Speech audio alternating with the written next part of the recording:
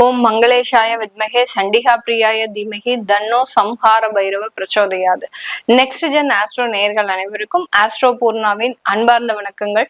இன்னைக்கு நாம பார்க்கக்கூடிய சிறப்பு பதிவு அப்படின்னு பார்க்கும்போது சனி வக்ர பெயர்ச்சி பார்க்க போறோம். சனி வக்ர பெயர்ச்சி அப்படின்றது பாத்தீங்கன்னா இது பெயர்ச்சி கிடையாது. சனி பகவான் தன்னுடைய நிலையிலிருந்து இயல்பு நிலையிலிருந்து வக்ர தன்மைக்கு போகக்கூடிய ஒரு அமைப்பு தான் இந்த சனியினுடைய வக்ரத்தன்மை. இது எத்தனை மாதங்களுக்கு இருக்கு அப்படின்னு பார்த்தோம்னா 27ஆம் தேதி ஜூலை மாதம் வக்ரத்தன்மை அடையக்கூடிய அந்த சனி பகவான் 12ஆம் மாதம் அதாவது டிசம்பர் மாதம் 11ஆம் தேதி வரைக்கும் அந்த வக்ரத்தன்மையோட இருக்க போறார். தமிழ் மாத கணக்கிற்கு ஆடி மாதத்துல ஆரம்பிச்சு கார்த்திகை மாதம் வரைக்கும் இருக்க போகுது. கிட்டத்தட்ட ஒரு 4 மாதங்களுக்கு இந்த சனியினுடைய வக்ரத்தன்மை என மாதிரியாக செயல்பட போகுது. இந்த இடத்துல ஒவ்வொரு ராசி என்பர்களும் என்னென்ன ஒரு மாற்றத்தை அடைய போறீங்க, உங்களுக்கு சில டிப்ஸ், அதாவது நீங்க என்ன செஞ்சா இந்த வக்ரத்தன்மையில உங்களுக்கு அந்த மாற்றங்கள் நல்ல ஒரு விதத்தை கொடுக்கும். ஏன்னா ஒவ்வொருத்தருக்குமே பாத்தீங்கன்னா சனி வெவ்வேறு விதமாக செயல்படக்கூடிய ஒரு தன்மை. ஒரு நல்ல இடத்துல இருக்கு அப்படின்னா ஒரு 2 அடுத்து பாத்தீங்கன்னா 4 11 இந்த மாதிரியான இடத்துல இருக்கு அப்படின்னா அது வேறு விதமான ஒரு மாற்றத்தை கொடுக்கும். இதே இது மறைவு ஸ்தானமாகப்பட்ட அந்த 3 6 8 12ல இருக்கும் போது அதிகப்படியான பிரச்சனைகளை அதிகப்படியாக கொடுக்கக்கூடிய ஒரு அமைப்பாக இருக்கும். இந்த இயல்பு தன்மையில இருக்கக்கூடிய அந்த சனி பகவான் வக்ரத்தன்மையோடு திரும்பும் போது பாத்தீங்கன்னா வரக்கூடிய ஒரு வாய்ப்புகளும் வரக்கூடிய தோல்விகளும் பாத்தீங்கன்னா ரொம்பவும் விரைவாக வரக்கூடிய ஒரு நேரமாக இருக்கும். ஏன்னா சனி ஒரு குளிர்ந்த கிரகம், அதனுடைய இயல்பு தன்மையை மெதுவாக நகரக்கூடிய ஒரு அமைப்பு தான். இப்ப வக்ரத்தன்மை அடையும் போது ரொம்ப ஃபாஸ்டா அது செயல்பட போகுது. அந்த ஃபாஸ்டா செயல்படும் போது நமக்கு வரக்கூடிய சில வெற்றி வாய்ப்புகள் பாத்தீங்கன்னா நம்ம எதிர்பாராத நேரத்துல வரும். நம்ம எதிர்பார்த்திருக்கவே மாட்டோம் நமக்கு இந்த மாதத்துல இப்படி எல்லாம் இருக்கும் அப்படின்னு எதிர்பார்த்திருக்கவே மாட்டோம். அந்த சனியினுடைய வக்ரத்தன்மை அந்த வாய்ப்புகளை உங்களுக்கு மிகவும் துரிதமாக கொடுக்கும். அதே சமயம் ஏதாவது ஒரு பிரச்சனைகள் உங்களுக்கு ஜாதக ரீதியாக இருக்கு அப்படின்னா இந்த டயத்துல பாத்தீங்கன்னா நீங்க எதிர்பார்க்காத நேரத்துல அவமானங்கள், தேவையில்லாத கோர்ட்டு கேஸ் வழக்குகள் இது எல்லாத்தையுமே சட்டுன்னு கொடுத்துட்டு போயிடுவார். நீங்க அந்த பிரச்சனையை ஆராய்ந்து பாக்குறதுக்குள்ள அதனுடைய பாதிப்புகள் அப்படின்றது மிகுந்த ஒரு மனவேதனையை கொடுக்கக்கூடிய ஒரு தன்மையாக இருக்கும். அதனாலதான் யாரு நம்ம ஒரு மொழி வழக்குல சொல்லுவோம் அவன் சனி மாதிரி நம்மளுக்கு பிரச்சனையை கொடுக்குறான் அப்படின்ற மாதிரி சொல்லுவோம். அதனால அந்த சனியினுடைய தன்மை பாத்தீங்கன்னா ரொம்ப வலி வேதனை அடுத்த ஒரு ஜெனரேஷனுக்கு போகக்கூடிய அளவிற்கு அதனுடைய தன்மை இருக்கும். ஏன்னா கர்மகாரகன், நீங்க செய்யக்கூடிய ஒவ்வொரு விஷயங்களுக்கும் எதிர் வினைகள் அப்படின்றது இந்த சனி பகவான் மூலமாக வரப்போகுது. அதனால நம்ம இந்த இடத்துல நீங்க எந்த மாதிரியாக பிரிகாஷனா இருக்கும், எந்த இடத்துல நீங்க சில விதத்துல ரொம்ப எச்சரிக்கையாக இருக்கணும் அப்படின்றத நம்ம இந்த பதிவுல பார்க்க போறோம். இந்த சேனல்ல முதல் முறையா பாக்குறீங்க அப்படின்னா சப்ஸ்கிரைப் பண்ணிக்கோங்க, பெல் பட்டன்ல ஆல் ஆப்ஷன் சூஸ் பண்ணிக்கோங்க. தனுசு ராசி அன்பர்களுக்கு சனி பகவான் 4ஆம் இடமான அந்த அர்த்தாஷ்டம சனி வக்ரத்தன்மை பெறுகிறார். சுகஸ்தானத்துல இருக்கக்கூடிய அந்த சனி பகவான் அர்த்தாஷ்டம சனி அவர் வக்ரத்தன்மை பெறும்போது உடல் தேக ஆரோக்கியங்கள் சீராக கூடிய ஒரு நேரம். ப்ராப்பர்ட்டி சம்பந்தப்பட்ட சொத்துக்கள் சம்பந்தப்பட்ட சில விஷயங்கள்ல இருந்து வெளிவரக்கூடிய ஒரு நேரம். நிறைய பேருக்கு சொத்துக்கள் சேரக்கூடிய ஒரு நேரமாகவும் இருக்கும். வண்டி, வீடு, வாகனம் இதெல்லாமே வாங்கக்கூடிய ஒரு தருணம். சின்ன சின்ன ஆசைகள் கூட நிறைவேறுவதற்குண்டான ஒரு காலகட்டமாக தான் இந்த தனுசு ராசி அன்பர்களுக்கு இருக்க போகுது. தனுசு ராசி அன்பர்கள் பெரிய அளவுக்கு ஆசையெல்லாம் பட மாட்டாங்க. தன்னுடைய குடும்பம் நல்லா இருக்கணும். ஏன்னா குடும்ப ஸ்தானாதிபதிய சனி பகவான் தான், அவர் 4ஆம் இடத்துல இருக்கிறாரு. அதனால தன்னுடைய குடும்பம் நல்லா இருக்கணும், தன்னுடைய தேகம் நல்லா இருக்கணும். ஏன்னா சுவர் இருந்தாதான் சித்திரம். அதனால தேக ஆரோக்கியம் நல்லா இருந்தாதான் நம்மளுடைய குடும்பத்தை காப்பாற்ற முடியும் அப்படின்ற ஒரே ஒரு விஷயத்துல மட்டும்தான் ஒரு கான்பிடண்டா இருக்கக்கூடிய ஒரு நபர்கள். எந்த விதமான எதிர்பார்ப்பும் இருக்காது. காலபுருஷனுக்கு 9ஆம் இடம் அப்படின்ற ஒரு இடத்துல இருக்கக்கூடிய இந்த தனுசு ராசி என்பர்கள் இவர்களினுடைய முழு பலமுமே பாத்தீங்கன்னா தெய்வம் தான். தெய்வத்தை தவிர ஒரு ஆள் இவர்களுக்கு உதவி செய்யறதுக்கு கிடையாது.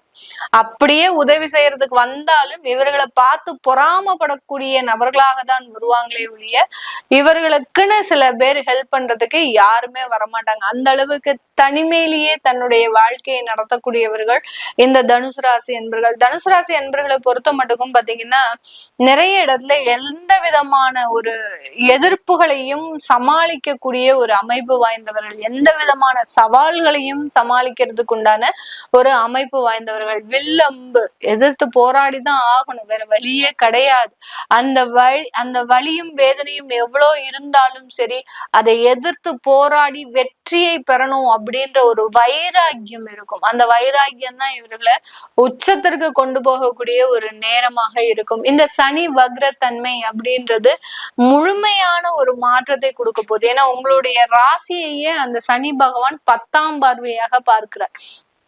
10ஆம் பார்வையாக பார்க்கும்போது என்ன செய்யும் இந்த இடத்துல பாத்தீங்கன்னா, உங்களுக்கு உண்டான சில கடமைகளை நீங்க நிறைவேற்றணும்னு ஆசைப்படுவீங்க. குழந்தைங்க நல்லா படிக்கணும், அவங்களுக்கு உண்டான ஃபியூச்சரை நம்ம இருக்கிறதுக்குள்ள செஞ்சு முடிச்சிடணும். ஏன்னா இப்போ இந்த அர்த்தாஷ்டம சனி அப்படின்றது பாத்தீங்கன்னா இந்த தனுசு ராசி என்பவர்களுக்கு இவர்களுக்குள்ள ஒரு பயம் என்னன்னா, நமக்கு எப்ப வேணாலும் எது வேணாலும் நடந்துரும் அப்படின்ற ஒரு மரண பயத்தை கொடுத்துக்கிட்டே இருக்கும். இத சில பேர் வெளியில சொல்ல மாட்டாங்க, நான் ஜோதிட ரீதியாக ஆராய்ந்து சொல்றேன். ஏன்னா இந்த முழுமையா இந்த ஒரு பயம் மட்டும்தான் இவர்களுக்கு ஒரு மிகப்பெரிய ஒரு கலக்கத்தை கொடுக்கும். அது ஒரு பயம் இருந்தாலே போறோம், ஆட்டோமேட்டிக்கா எல்லா வேலையும் நடக்க ஆரம்பிச்சிடும். அதனால இந்த தனுசு ராசி என்பவர்களுக்கு அந்த ஃபியூச்சருக்கு உண்டான சில விஷயங்களை நோக்கி இவர்கள் டிராவல் பண்ணுவாங்க. தன்னுடைய குழந்தை நல்லா படிச்சிடணும், அவன் நல்ல இடத்துல சம்பாதிக்கணும், நல்ல லைஃப்ல செட்டில் ஆகணும், அவங்களுக்குன்னு ஒரு திருமணம் நடக்கணும், அந்த திருமண வாழ்க்கையும் நல்லா இருக்கணும், அவங்களுக்குன்னு ஒரு குழந்தை பிறக்கணும், அந்த குழந்தை இப்படி அந்த எதிர்காலத்தை நோக்கி பயணிக்கக்கூடிய ஒரு அன்பர்களாக தான் இருப்பாங்க. அந்த பயம் முழுமையாக விளங்கி, நான் சொன்ன அந்த பயம் முழுமையாக விளங்கி இவர்களால எல்லாமே செய்ய முடியும் அப்படின்ற ஒரு தன்னம்பிக்கை ஏற்படக்கூடிய ஒரு காலமாக இருக்கும்.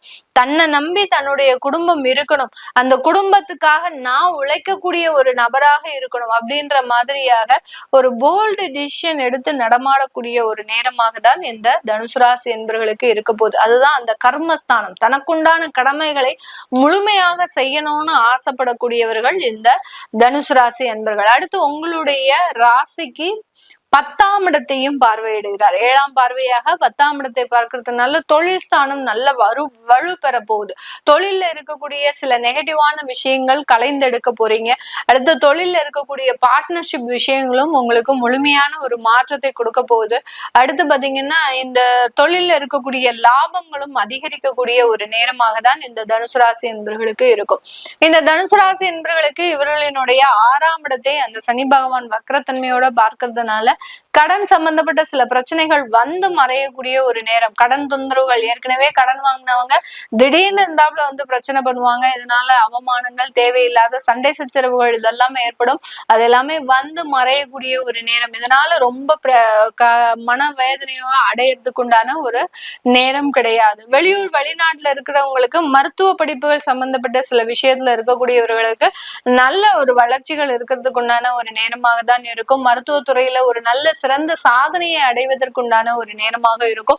வெளிநாட்டுல அரசாங்க உத்தியோகத்துல வேலை பார்க்கறவங்களுக்கு நல்ல வளர்ச்சிகள், உங்களுக்கு உண்டான பதவிகள், உங்களுக்கு உண்டான ஒரு அங்கீகாரம் அப்படின்றது உங்களுடைய அலுவலகத்துல கிடைக்கிறதுக்கு உண்டான ஒரு நேரமாக தான் இந்த வெளிநாட்டுல வேலை பார்க்கக்கூடிய இந்த தனுசு ராசி என்பவர்களுக்கு முழுமையாக கிடைக்க போகுது.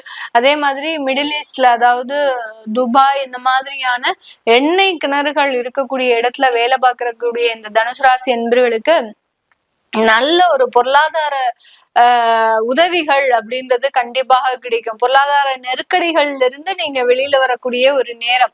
அந்த எவ்வளவுக்கு எவ்வளவு கடந்த ஒரு 6 மாத காலமாக மிகப்பெரிய ஒரு பினான்சியல் ஸ்ட்ரகிள்ஸ் சந்திச்சீங்களோ இந்த தனுசு ராசி என்பவர்கள் இந்த மாதிரியான எண்ணெய்